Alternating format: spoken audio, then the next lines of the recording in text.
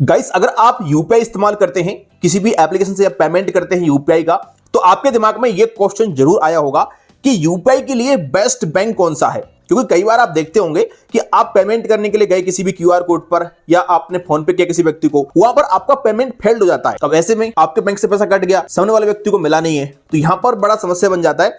तो लोग जानना चाहते हैं कि वो कौन कौन सी बैंकें हैं जिनमें अगर हम अपना अकाउंट ओपन कराते हैं और उसका यूपीआई इस्तेमाल करते हैं तो वहां पर पेमेंट फेल्ड ना के बराबर होता है या फिर बिल्कुल होता ही नहीं है। तो अगर आप जानना चाहते हैं कि कौन सी बैंक में आपके लिए बेस्ट यूपीआई सर्विस मिलेगा, तो आप इस वीडियो को पूरा देखते रहिएगा। चलिए स्टार्ट करते हैं इस वीडियो को और समझते हैं सारा प्रोसेस विस्तार से। नमस्कार, मेरा नाम मनीष प्रजापति। आप सभी एक बार फिर से वेलकम एक न्यू वीडियो में। चैनल वगैरह पहली बार आए, सब्सक्राइब कर देना, वीडियो पसंद आता है तो एक लाइक जरूर कर देना। अब गाइस, इस वीडियो में आपके लिए जो भी जानकारी देने वाला हूं, ये सारा डाटा मैं आपको एनपीसीआई की वेबसाइट से निकाल के बताऊंगा। यानी कि एनपीसीआई समय समय पर एक डाटा निकालता है और एक लिस्ट जारी करता है कुछ बैंकों की कि कौन कौन सी बैंकें यूपीआई के लिए बेस्ट है, कौन कौन सी बैंकों के ट्रांजैक्शन सबसे अधिक फेल्ड होते हैं और किस किस बैंक का ट्रांजैक्शन सबसे कम फेल्ड होता है। तो हम उसके आधार पर यहां पर निकालेंगे कि हमारे लिए कौन सी बैंक बेस्ट हो सकती है यूपीआई पेमेंट के लिए। अब देखो, यहां पर एक बात बता दूं आपके लिए कि यूपीआई से हम पेमेंट किसी भी ऐप से करें, गूगल पे से, फोन पे से, पेटीएम से, या किसी भी यूपीआई ऐप से पेमेंट कर रहे हैं, जब भी आपका पेमेंट वहां पर फेल्ड हो रहा है तो इस बात का मतलब सिंपल सा है कि उस बैंक का सर्वर डाउन है। या तो सामने वाली बैंक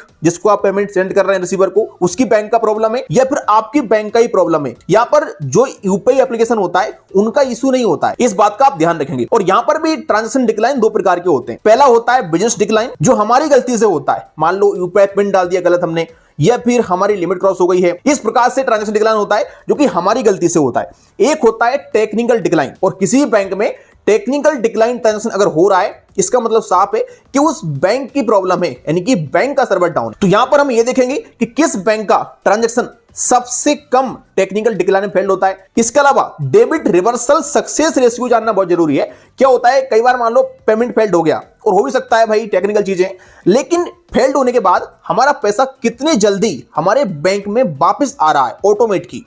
कई बार आप देखते होंगे कि कुछ बैंकों में तो आपको पेमेंट फेल्ड हुआ 5 मिनट में, 2 मिनट में, या फिर इंस्टेंटली पेमेंट आपका वापस बैंक में आ जाता है। लेकिन कई बार क्या होता है 24 घंटे या 48 घंटे का भी टाइम आपको लग जाता है। तो ये डेबिट रिवर्सल रेशियो यही दिखाता है कि आपका पेमेंट कितने जल्दी वापस बैंक में आ रहा है। चलिए अब हम बात करते हैं कुछ बैंकों की कि आपके लिए कौन कौन सी बैंक बेस्ट है यूपीआई पेमेंट के लिए। पहले हम बात करते हैं कुछ सरकारी बैंकों की। तो सरकारी बैंकों में अगर आप यूपीआई के लिए बेस्ट बैंक ढूंढ रहे हैं तो यहां पर सबसे पहला नाम आता है बैंक ऑफ बड़ौदा का। बैंक ऑफ बड़ौदा में यूपीआई ट्रांजैक्शन सबसे कम फेल्ड होते हैं, और अगर इस बैंक में पेमेंट फेल्ड हो भी रहा है यूपीआई से, तो बहुत जल्दी वापस भी आपके अकाउंट में आ जाता है। इसके अलावा यूनियन बैंक ऑफ इंडिया भी अच्छा यूपीआई सर्विस देता है आपके लिए, और यहां पर भी कम ट्रांजैक्शन फेल्ड होते हैं। बाकी कोई ट्रांजैक्शन अगर फेल्ड हो भी रहा है तो बहुत जल्दी आपका वापस आ जाता है। इसके अलावा पंजाब नेशनल बैंक भी यूपीआई सर्विस के लिए बेस्ट हो सकता है। इसमें भी आपके ट्रांजैक्शन कम फेल्ड होते हैं। अगर हम बात करें स्टेट बैंक ऑफ इंडिया की, तो state bank of India UPI payment के लिए तो बेस्ट है। यहां पर आपके ट्रांजैक्शन कम फेल्ड होते हैं, लेकिन जब कोई ट्रैफिक आता है बहुत ज्यादा, जैसे मान लो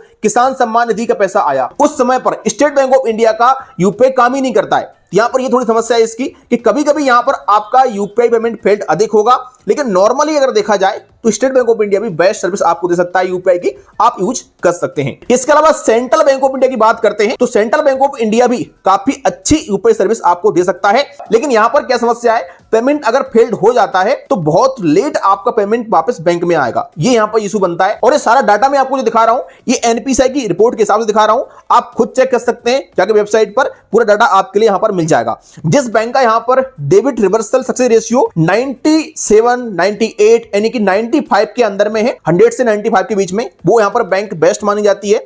इसी प्रकार से अगर किसी बैंक का ट्रांजैक्शन डिक्लाइन 0.1, 0.2, 1% के अंदर में है, तो उस बैंक में यूपीआई ट्रांजैक्शन सबसे कम फेल्ड होते हैं। तो ये कुछ बैंक है जो मैंने बताई आपके लिए, गवर्नमेंट बैंक हैं। इनमें अगर आपका अकाउंट है, आप यूपीआई इस्तेमाल करते हैं, तो आपके यूपीआई ट्रांजैक्शन कम से कम फेल्ड होंगे। चलिए आगे हम बात करते हैं कुछ प्राइवेट बैंकों की। तो प्राइवेट बैंकों की लिस्ट में सबसे नंबर 1 पे जो आती है बैंक, वो है एचडीएफसी बैंक। एचडीएफसी बैंक काफी अच्छी यूपीआई सर्विस आपको देता है। इस बैंक में ना के बराबर ट्रांजैक्शन डिक्लाइन होते हैं, और कभी होते भी हैं तो बहुत जल्दी आपका पैसा स्टेट बैंक में आ जाता है। इसी प्रकार से अगर बात करते हैं आईसीआईसीआई बैंक की, तो आईसीआईसीआई बैंक भी काफी अच्छी सर्विस आपको देता है यूपीआई पेमेंट पर। आईसीआईसीआई बैंक में भी आपका ट्रांजैक्शन बहुत ही कम डिक्लाइन होता है। अगर कभी पेमेंट फेल्ड होता भी है तो बहुत जल्दी यहां पर भी आपको पेमेंट वापस बैंक में आ जाता है। प्राइवेट बैंकों में अगर बात करें तो axis bank, Kotak Mahindra bank और फेडरल बैंक, इन बैंकों में भी यूपीआई ट्रांजैक्शन बहुत ही कम फेल्ड होते हैं, और अगर कभी होते भी हैं तो आपका पेमेंट बहुत जल्दी बैंक में वापस आ जाता है। तो प्राइवेट बैंक में एचडीएफसी, आईसीआईसीआई, कोटक,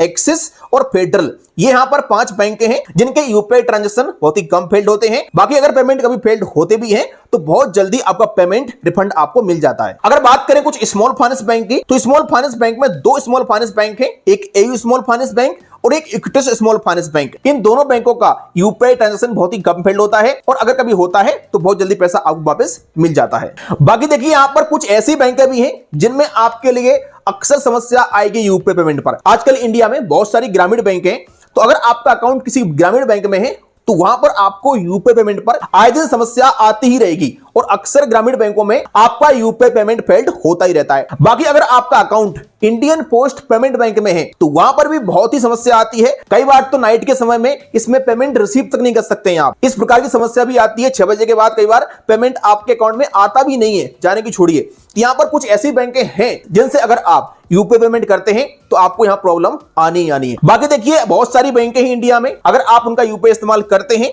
तो बिल्कुल कर सकते हैं, कोई दिक्कत नहीं है। बस यहां पर बात यह थी कि कौन कौन सी बेस्ट बैंकें हैं जो आपके लिए बेस्ट यूपीआई सर्विस देती है, पेमेंट बहुत कम फेल्ड होता है और कितनी जल्दी बैंक में रिवर्स आता है अगर फेल्ड होता भी है तो। बाकी देखो ऐसा 100% गारंटी कोई बैंक नहीं लेती है कि आपका पेमेंट फेल्ड कभी होगा ही नहीं, या फिर अगर फेल्ड होता है तो इतने टाइम के अंदर पैसा रिफंड मिल जाएगा। ये सब टेक्निकल चीजें होती हैं और सिस्टम होता है। हर बैंक में यूपीआई पेमेंट फेल्ड होता है, लेकिन सबसे जो बेस्ट बैंक है यूपीआई पेमेंट के लिए वो आपके लिए मैंने बताई दी है, गवर्नमेंट बैंक, प्राइवेट बैंक और स्मॉल फाइनेंस बैंक। और जो भी जानकारी मैंने आपको इस वीडियो में दी है ये सारा डाटा आपके लिए मिल जाएगा एनपीसीआई की वेबसाइट पर, और ये सारी रिपोर्ट करेंटली अभी की है। अगर आप फ्यूचर में जानना चाहते हैं कि कौन सी बैंक बेस्ट है यूपीआई के लिए तो आप एनपीसीआई का डाटा देख सकते हैं, क्योंकि डाटा समय समय पर अपडेट होता रहता है। तो आई होप कि आज की वीडियो पसंद आई होगी। अगर आपको जानकारी पसंद आई वीडियो को लाइक करेगा। चलिए मिलते हैं किसी नेक्स्ट वीडियो में।